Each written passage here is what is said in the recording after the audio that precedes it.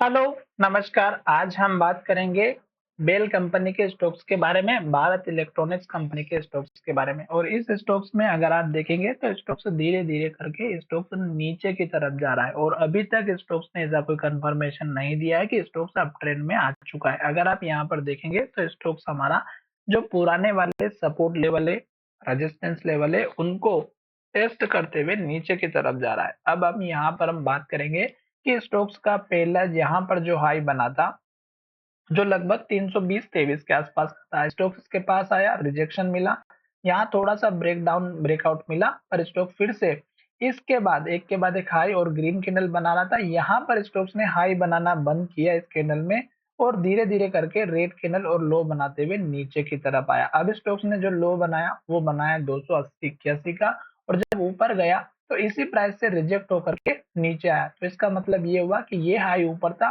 फिर हाई नीचे बना, फिर हाई और नीचे बना, फिर हाई और नीचे बना, फिर हाई और नीचे बना। और लो की बात करें तो इस लो को तोड़ने के बाद यहाँ पर लो बनाया, फिर इस कैंडल में लो बनाया, फिर इस कैंडल में लो बनाया और अब स्टॉक्स ने लो यहाँ पर बनाया।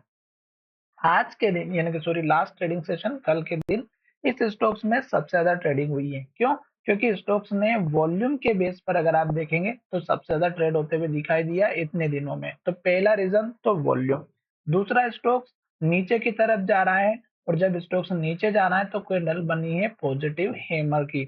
अब स्टॉक्स इस हाई को ब्रेक कर देता है तो स्टॉक्स का जो टारगेट है, हालांकि स्टॉक्स ने इस कैंडल का जो लो है 275 का, इसका हाई टेस्ट किया 274 रुपए का और वहां से थोड़ा सा नीचे आया। अब अगर स्टॉक इस हाई को ब्रेकआउट करता है और ऊपर की तरफ जाता है तो आपको केवल दो टारगेट की तरफ ध्यान देना है। पहला टारगेट इस कैंडल का लो 281 रुपए का और दूसरा हमारा इस कैंडल का लो 285 रुपए का। इससे बड़े टारगेट की उम्मीद हमें इसलिए नहीं करना है क्योंकि स्टॉक सब डाउन ट्रेंड को इंडिकेशन दे रहा है और स्लाइड धीरे धीरे करके नीचे आ रहा है। तो इस कैंडल का जो लो है, जैसे कि यहाँ पर देखिएगा 266 का, इसको ब्रेक डाउन करता है और इसके नीचे क्लोज होता है तो फिर स्टॉक्स दोबारा से नीचे की तरफ जाते हुए दिखाई देगा और फिर स्टॉक्स का सपोर्ट बनेगा इस कैंडल का हाई 240 रुपए का पहला, दूसरा बनेगा इस कैंडल का लो 230 रुपए का और फिर बनेगा इस कैंडल का लो 220 रुपए का।